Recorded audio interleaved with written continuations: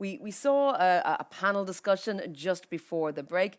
And of course, we're going to continue with Jeff Vlegels, who is working in the Secretariat-General of the European Commission in the unit responsible for coordinating corporate governance on data information and knowledge management. Jeff led that panel. He's going to be joined now in assessing the conclusions and the outcomes and recommendations of that panel by Federico Milani, who is the Deputy Head of Unit on Data Policy and Innovation within DG Connect in the European Commission. And of course, we heard from Federico yesterday as well.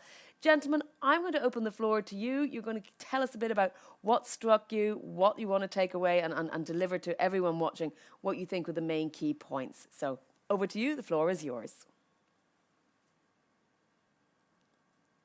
Should I start then?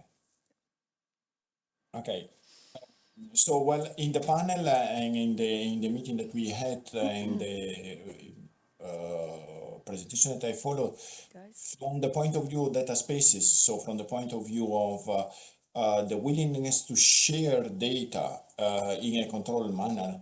And when I'm talking about sharing data, it doesn't mean only sharing it for free and to everybody, but it's also providing access to the data that is held by the organization. There is basically quite a lot of enthusiasm and interest in the development of the creation of data spaces. What we've heard yesterday is the importance of the quality of the data, the importance of finding means to identify and describe the data, and so that people will be able to understand immediately the quality of the data that is available and how to use the data. So the importance of vocabularies, the importance of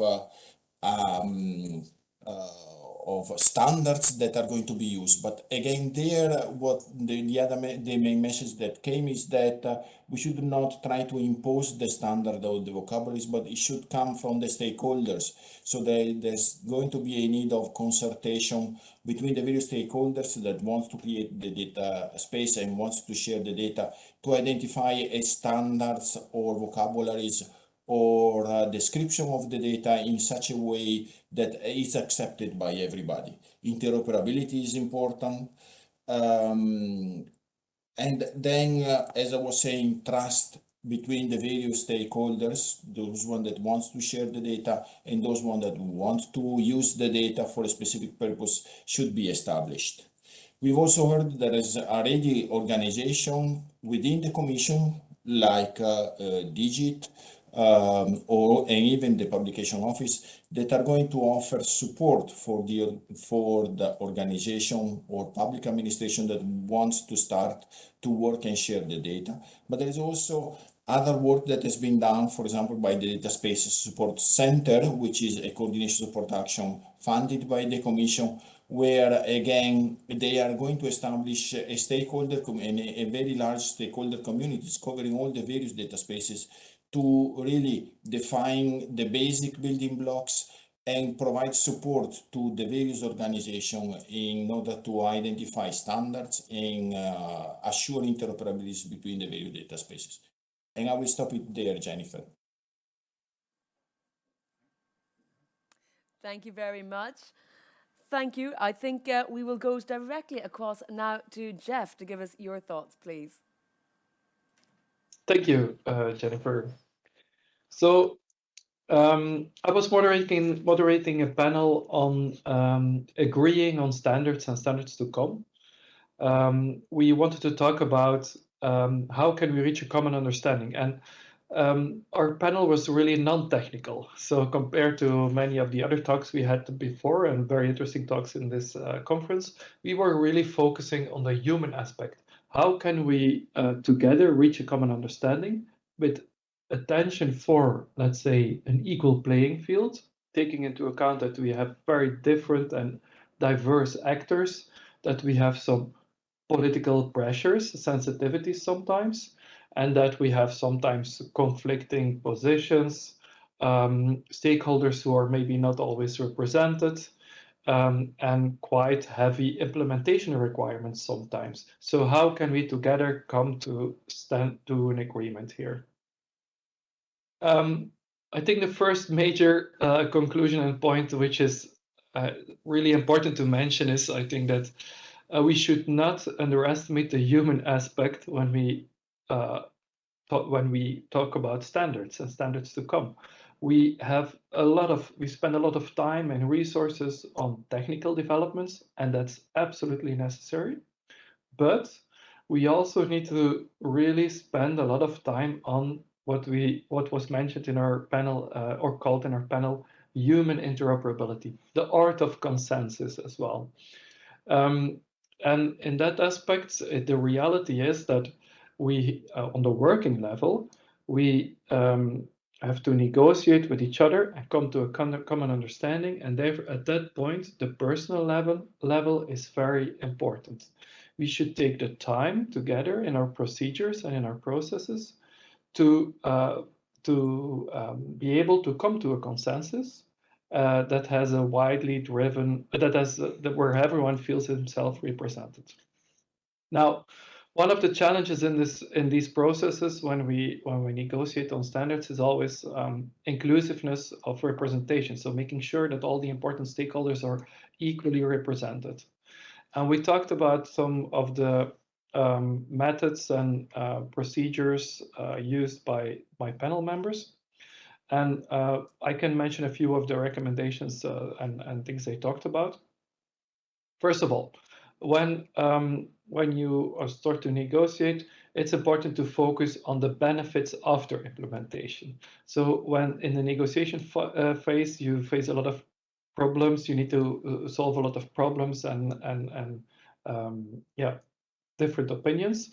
But in the end, the standards will only be implemented and work if we together find benefits of the implementation.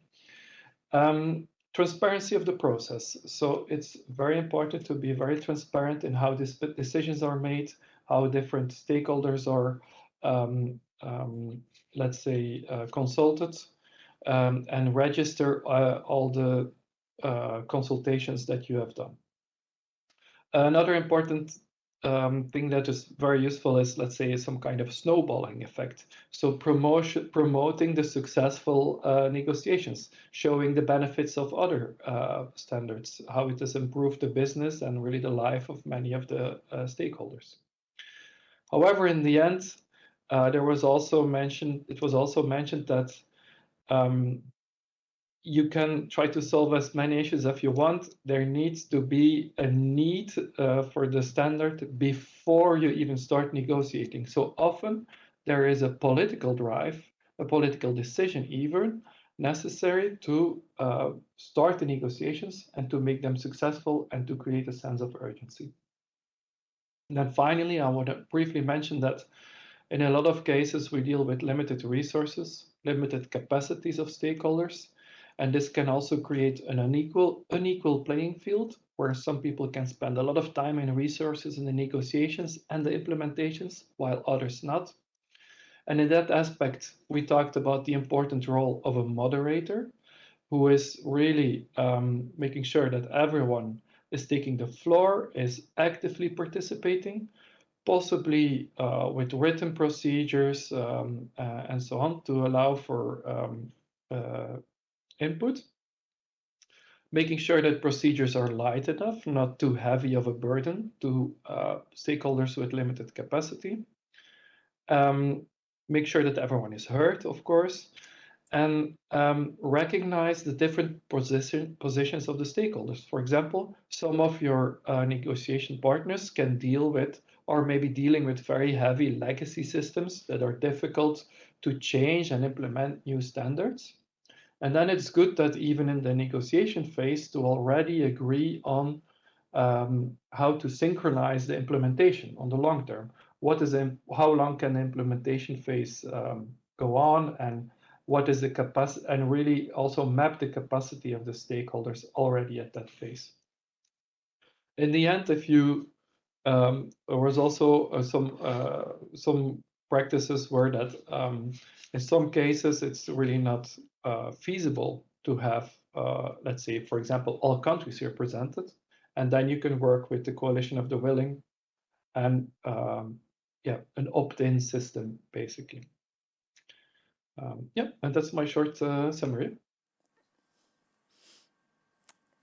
Well, thank you very much indeed, Jeff, for that. I appreciate you both there for giving me your thoughts and summing up what was a really in-depth panel. I mean, Jeff, as you were moderating it, we were seeing just how detailed some of those discussions got. And indeed, we had a lot of questions coming through from people really probing and pushing for in-depth answers. So thank you both for that and for giving us your thoughts and summing up.